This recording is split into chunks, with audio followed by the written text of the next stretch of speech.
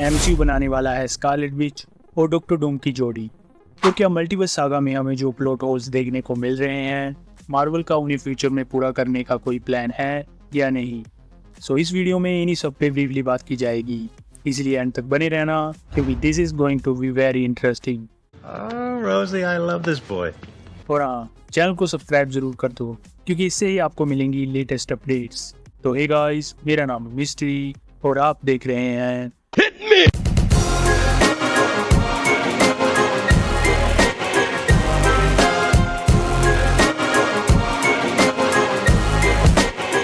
Alright.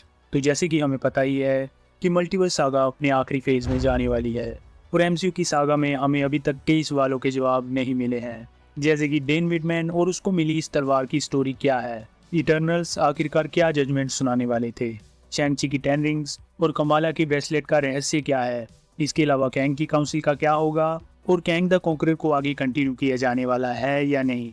So many questions. सो अगर आपको लगता है कि आने वाले 2 या 3 सालों में हमें ये सब कुछ क्लियर कर दिया जाएगा तो आप गलत हैं, क्योंकि एक इनसाइडर से जब ये सवाल किया गया तो उसने भी यही कहा कि नहीं, मार्वल के पास अभी इन प्लॉट्स को क्लियर करने का टाइम नहीं बचा है, जहां ज़्यादा से ज़्यादा हमें कमाला के ब्रेसलेट्स के बारे में बता दिया जाएगा। बट अगर वहीं पर बात रही मल्टीवर्स सागा में दिखाई गई पोस्ट क्रेडिट सीन्स की, तो ये आगे भी अनफिनिश्ड ही रहने वाले हैं, जहाँ ऐसी पॉसिबिलिटी ज़रूर है कि सीक्रेट वॉर्स के बाद नई रिबूट में इन टॉपिक्स को उठा लिया जाए। मिस मार्वल के ब्रेसलेट्स की मिस्ट्री को सोल्व करने का प्लान भी इसीलिए बनाया जा रहा है क्योंकि हम देख ही चुके हैं कि ये ब्रेसलेट्स मल्टीवर्स में पोर्टल खोलने के काम आते हैं, इसीलिए मल्टीवर्सल वॉर में इनकी ज़रूरत पड़ेगी। जहाँ बात रही शैंग-ची 2 और ब्लेड की, तो इन दोनों मूवीज़ को नेक्स्ट सागा में सरका दिया गया है। वैसे भी शैंग-ची 2 के डायरेक्टर डेनियल क्रेटन अब स्पाइडरमैन 4 मूवी को डायरेक्ट करने वाले हैं, सो इसीलिए या तो शैंग-ची 2 को पोस्टपोन कर दिया गया है या फिर अभी के लिए इसे कैंसिल कर दिया गया है। जिसके बाद ब्लेड की बात करी तो इसे रहने देते हैं। मुझे नहीं लगता कि ये मूवी हमें मल्टीवर्स सागा में देखने को मिलेगी। जहाँ बात करी इटर्नल्स के सीक्वल की, तो इसे भी भूल जाओ क्योंकि अभी पता नहीं है कि मार्वल इटर्नल्स के साथ करने क्या वाला है। I think it's a good thing क्योंकि इतने सारे प्लॉट्स की जगह अब एमसीयू में सिर्फ एक ही मेन प्लॉट पे फोकस किया जाएगा, जो है secret Wars. Goddamn right. Apart from this, MCU की द मार्वल्स मूवी के पोस्ट क्रेडिट सीन में मोनिका रैम्बो जिस यूनिवर्स में पहुंच गई थी, ये वाला यूनिवर्स काफ़ी इंपॉर्टेंट होने वाला है। सो इस पोस्ट क्रेडिट सीन को अबैंडन इसीलिए नहीं किया जाएगा क्योंकि ये यूनिवर्स सीक्रेट वॉर्स और एमसीयू के फ्यूचर के लिए काफ़ी इंपॉर्टेंट होने वाला है। सो एक्चुअली केल्सी ग्रैमर, जिन्होंने इस पोस्ट क्रेडिट सीन में बीस्ट के कैरेक्टर को प्ले किया है और फोक्स की एक्समैन मूवीज़ में भी वो बीस्ट बन चुके हैं, उनसे एक इंटरव्यू में ये सवाल पूछा गया क्या आपके कैरेक्टर के लिए मार्वल में कोई फ्यूचर प्लान है, जिस पे उन्होंने जवाब दिया yes there are some conversations going on, और ऐसा हो सकता है कि वो फिर इस रोल में नज़र आ जाएं। जहाँ अभी भी सबसे बड़ा सवाल यही है कि ये यूनिवर्स है कौन सा।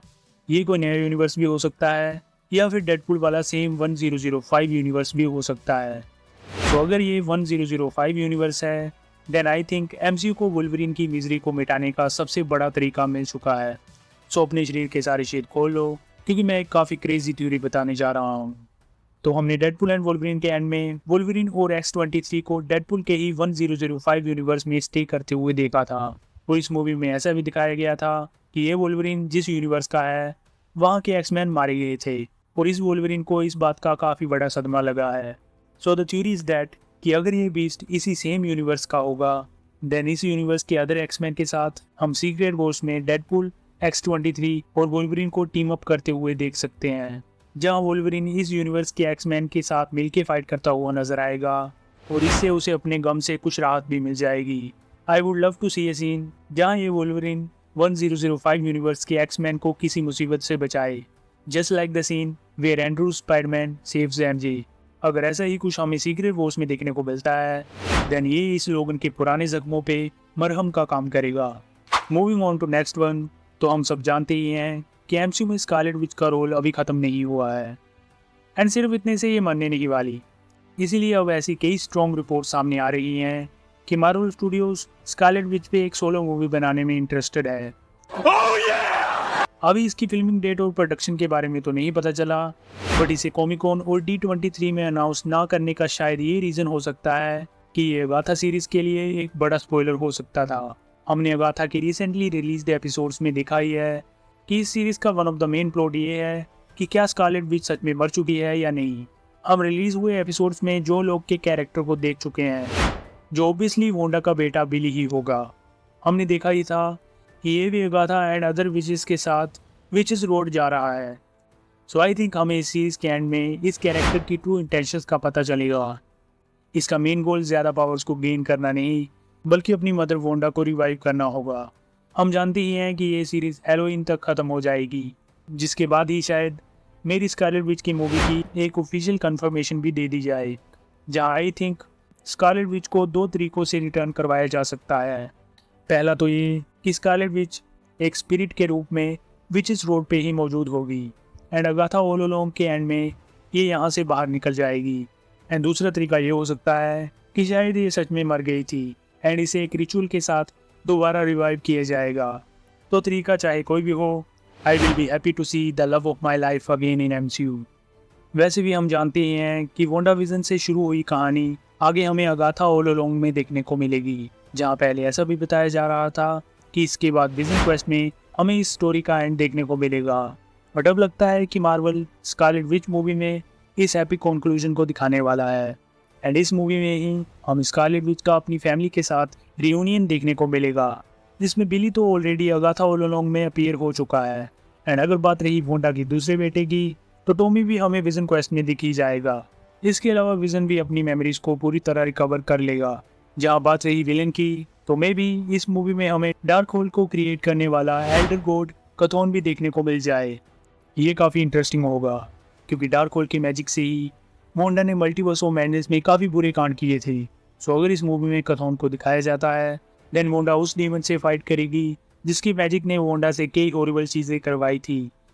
इसके अलावा एक और विलन है जिसका मोहित भाई के साथ साथ हम भी इंतज़ार कर रहे हैं, एंड ये है Mephisto The one and only.